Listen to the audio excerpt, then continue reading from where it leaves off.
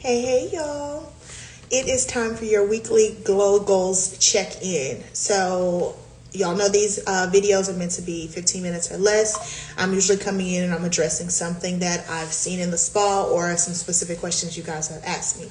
And today on our Glow Goals check-in, I'm talking about what temperature the water should be when you cleanse your face. I have had clients, specifically those with acne or super oily skin, those tend or prone to get breakouts, asking me if they should be using hot water because it helps kill the bacteria, or if they should be using cold water because it helps close the pores. So let me actually break down the myths on both of those answers.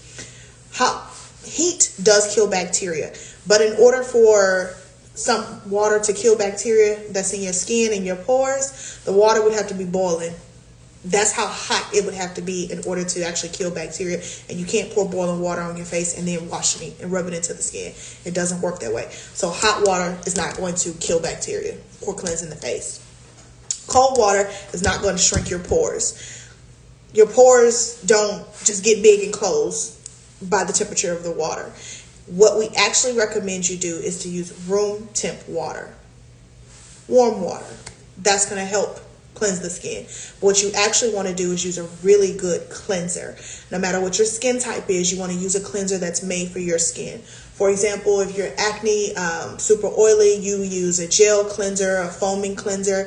If you are super dry skin, you might want to use a creamy cleanser. Those are just some examples. Can somebody who's dry skin use a gel cleanser still? Yes, it just depends on what's in the product and what your goal is for your skin.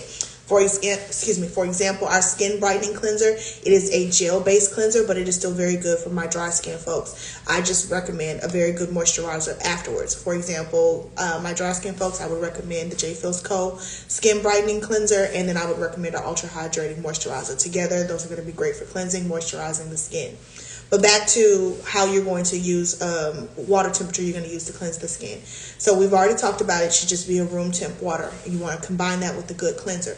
What I actually recommend you do is get your room temp water, your warm water, so turn your tap on, put a little water in your hand, and you're going to just wet the face. You want to pre-wet the skin and then kind of massage it a little bit as you're working the water and you're wetting your face. You want to make sure you get your hairline, get down by the ears, get under the neck, under the chin and the neck area, or the chest, we call this a décolleté. You want to make sure you're wetting all those areas. This actually can help loosen makeup, any dirt that's on the skin, and sebum, which is the oil that produces. This helps loosen it. So then when you come in with your cleanser, you're going to work circular motions, and you always want to work upwards. Don't work down, because when you're working down, you're working with gravity. You're pulling on the skin, which can lead to premature wrinkling and sagging of the skin. So circular motion, work up, and you want to cleanse your face for a minimum of 60 seconds. Combined, the room temp water or warm water, the good cleanser, pre-wetting the skin, and the circular motion, that's how you're going to really clean the skin.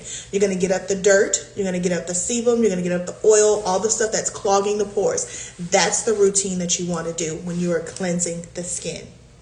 Okay? Short and sweet. That's what I wanted to tell y'all about just not super hot water. That's not killing the bacteria. That's not helping. In fact, super hot water can actually dry and dehydrate the skin. That goes for taking a bath too. I know it feels great, but try to limit how much time you're sitting in it, because it actually is pulling the moisture out of the skin. So when you take a good extra warm bath or extra warm shower, when you get out, immediately follow up with a good moisturizer. Okay?